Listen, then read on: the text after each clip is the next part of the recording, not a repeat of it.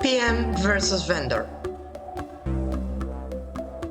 Team play for success. I'm Gabriela Coahla and I have been a certified bilingual translator English to French and Romanian since 2010. I consider myself a beyond words vendor and I love being close to my PMs. I'm Lucia Gutierrez, a localization project manager with almost 10 years of experience. I have worked in many different LSPs with many different hats, but always focusing on project management, as it is the job I enjoy the most. Hello everyone, we are back for another episode. Hello, Gabriela. Hello, everyone. Hello Lucia. Today we are talking about tools, and you know how much I love tools. So let's dig in. Yeah, it's a really important topic because we couldn't live without tools. Well, we could, but everything will be more difficult most of the time. But I think it's a love-hate relationship. We both love them and hate them at the same time. So yeah, let's get on it. Yeah, exactly. And I think the first thing that comes into mind is that sometimes working with PMs is like working with someone who believes that we know all the tools. Yeah, I know that there are translators who love tools, who love to learn tools, but I also know that there are colleagues who don't really enjoy working with new tools. So I, in my opinion, we should not prioritize this likeness. I don't know if you like or if you don't like tools, because there are some very good translators who simply don't like using tools. So I really love to have your opinion on that, because someone told me that the PM refused working with her because she refused a tool. Is that something that should I don't know, we should do that these days, really refuse working with someone?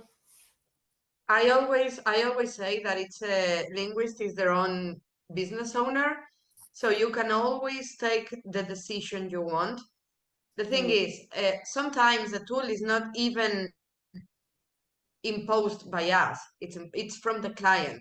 So, for example, the client is working in one platform and the client demands that everything needs to be done in that platform because they are paying for that. So, if I've got a freelancer that tells me that they don't want to work in that platform because they have their own workflow, they have their own setup, and they are more productive in other tools, then they can stick to projects that are for the other tools. And I would have done exactly the same. If I have one vendor that tells me that they don't work in the tool that I need, I wouldn't work with that vendor for that project. That doesn't necessarily mean that I wouldn't work with that vendor, period. Just not for that project. Also, because even if a platform can export and import files to then work in a third-party provider, that doesn't necessarily mean that the import always works smooth. I've had many import issues throughout my professional life because of this, that I'm not risking it anymore. Yeah, I understand. So it's not about the abilities or the skills of the translator, of the vendor. It's more about we have to work with that tool. No. Mhm. So yeah, I understand. And unfortunately, that's this is more for my colleagues.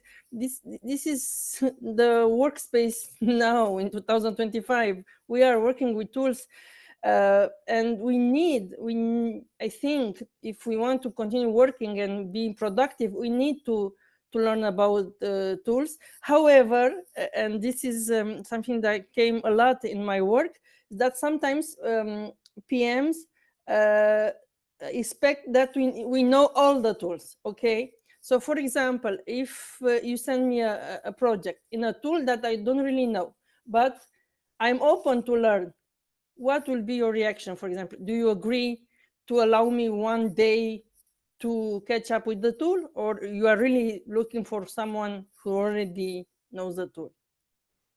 It really depends. if it's a project where time is not a lot, I won't say urgent, but time is ticking.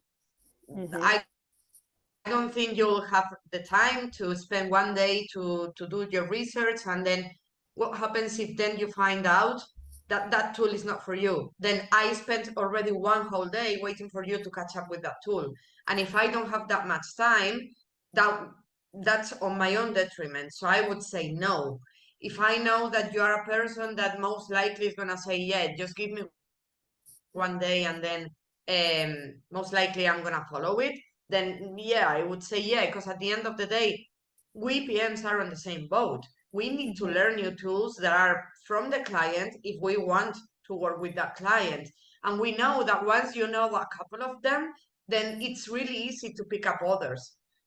So we count on that, but that also depends on how we can see the vendor is open to new technologies and also on time. If I have two options, one of them knows the platform and the other one doesn't know the platform, I'm gonna go with the one who knows the platform. Yeah. And that's clear and that's honest and that's transparent. And that's what we are aiming with this podcast, to really have a transparent um, feedback and opinions.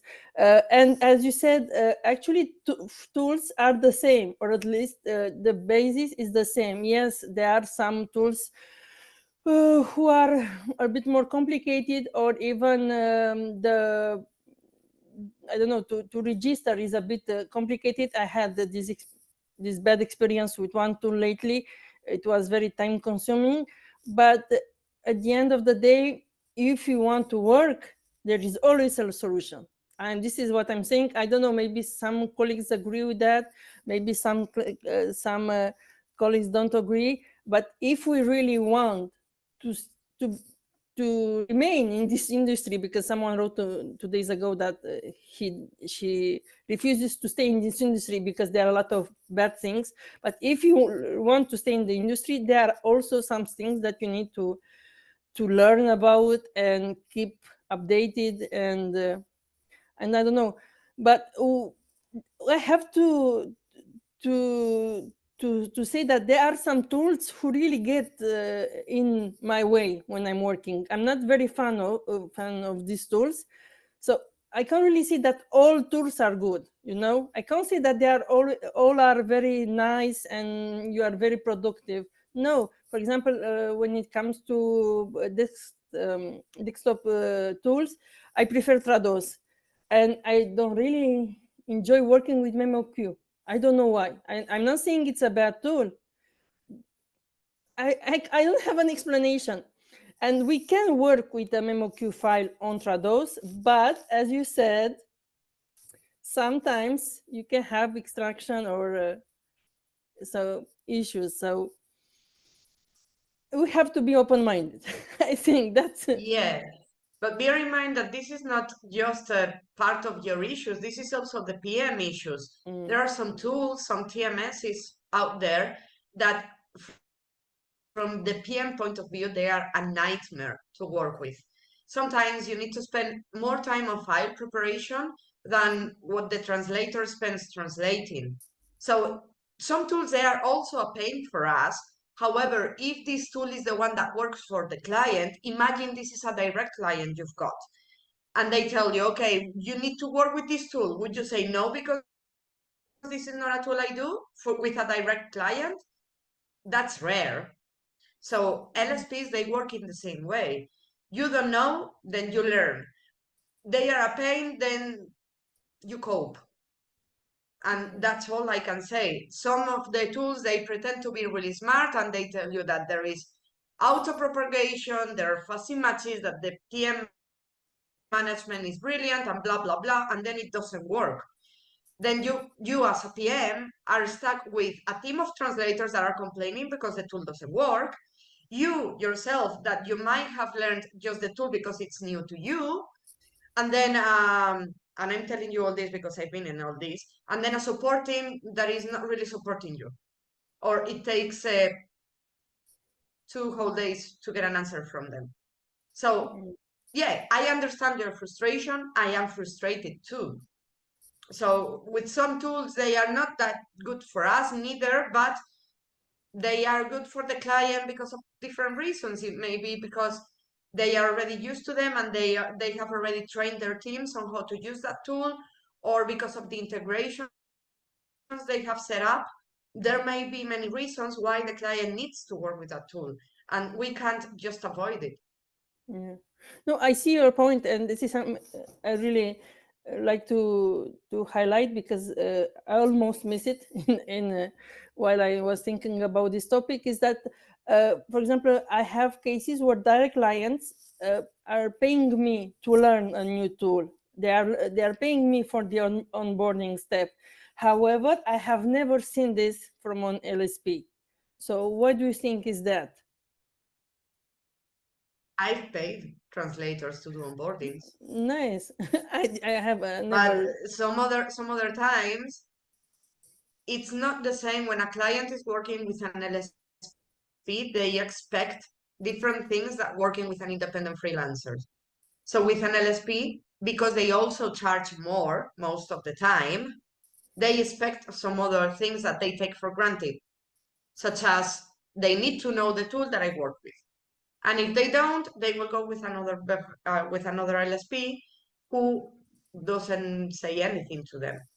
So in Mm, these cases, if there is no budget, because there is no extra budget, because the sales team didn't negotiate, the LSP is not going to pay for it because they think the same. If the freelancer doesn't know the tool and they need to know and they need to learn it, then I will go and find another freelancer who already knows the tool and I don't need to pay them. mm. And this is where I think many of my colleagues are feeling frustrated, sad, angry, because they think that it's all about the tools and not at all about skills. So I don't know. My heart is divided. I understand you, and I also know you and other PMs are frustrated too. I know that you also put a lot of work in learning the tools. I know that you love the vendors, the freelancer you are working with. So I really understand that. But also the other part of my heart is with my colleagues who maybe not that they are against tools, but simply they are not tech savvy. They don't like tools as much as, for example, myself or other colleagues. And this is their nature. Maybe they are more, I don't know, for example, there are people who love ebooks, but there are people who are 100% with paper books. You can blame, or maybe there are people who are enjoying audiobooks. For example, I know someone who says that an audiobook is not a real book. It's not reading. You have to read the paper book so you can say that you are reading, not an audiobook, not an ebook. I don't know. So I understand them. So how can we explain to these angry colleagues or maybe sad colleagues, how can I advise them, what can I tell to them when PMs refuse to work with them because they don't want to invest time or they don't are not so tech savvy? I don't know. What can I tell them? Well, Really? I remember when I was younger, I used to like photography a lot, and I used to, how do you say that in English? Like develop my own films, like Yes. Yeah. make pictures, like paper pictures, and I used to go into the laboratory and do everything myself. And then the digital cameras came in, and I had to make a decision. And I didn't like digital cameras, and I didn't like the digital world of just changing everything in the computer and making pictures in the computer. No, I didn't like that. I didn't like the world of filters and software. So I had to make a decision, and I said, like, okay, if this is where the photography is leading me to and I don't like it, I'm just going to stick to the analogical photography. What would that mean? That would mean that there are less options for me, that it's more difficult to buy films these days, and that I'm limited. But that's a decision I made because I didn't like the digital photography. In this Mhm. case, it is the same. If they don't want to use tools, that's fine, but they will be limited. Okay. Yeah. It's a good answer. Thank you for that. Okay, as the last point and a positive one, because we talk about frustration, we talk about maybe angry colleagues. I want to say that tools are also good, not bad. They are very good. They help us speed up a project, sorry, maintain consistency, be more productive. So tools are not really bad. I love them, but as I told you, I understand some colleagues. So they are good, but you have to learn about them. And this is my advice. You should, if you have a very close agency, for example, I work with an agency almost every day, and they are using a particular tool. I also took a course about it. I also did several QAs reports to learn about the tool, to work it, to use it very more productive. And it helps, really, it helps. If you invest time, it helps. Tools are nice sometimes. Yeah, and I have to say that in my ideal world, I wish there was just one tool to do everything, that could take care of everything, that you could just get trained on that and be an expert on that tool and then forget about the rest. Believe me, I wish I could. I wish there was one, but since we are living in a world of choices, then we've got technologies of choice as well. Yeah. But yeah, so let us know if you like different software, if there are some things that you can't cope with, if you choose clients depending on the platform. Let us know your ideas, Yeah, please. we really love to. And thank you for supporting us. See you next time. Thank you. Bye Bye-bye. bye. Bye bye. What you've heard are just our personal opinions. We by no means intend to impose our personal views on anyone. Feel free to disagree, throw tomatoes at us, or just drop a comment to let us know. Thank you!